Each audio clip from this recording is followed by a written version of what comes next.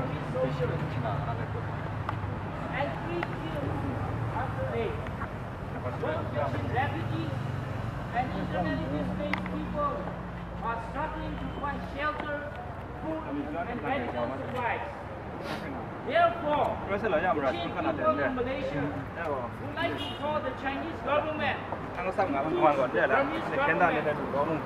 stop its military offensive in the Chin State immediately, to demand the Burmese government to withdraw troops from the ethnic areas immediately, to urge the Burmese military to stop killing innocent civilians, to accept the Chin refugees and provide humanitarian assistance. Three both parties concerned to a meaningful dialogue immediately. Your cooperation is greatly appreciated.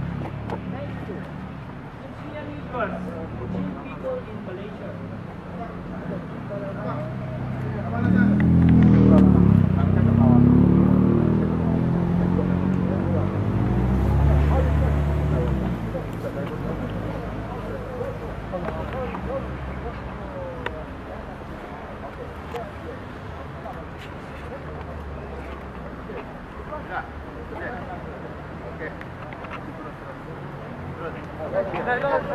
Come no.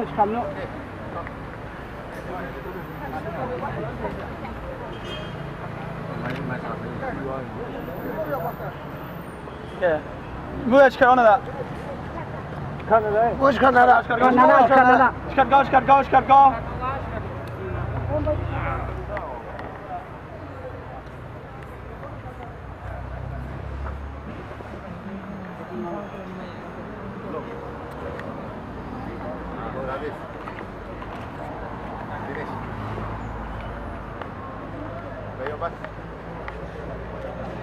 Kami. Belum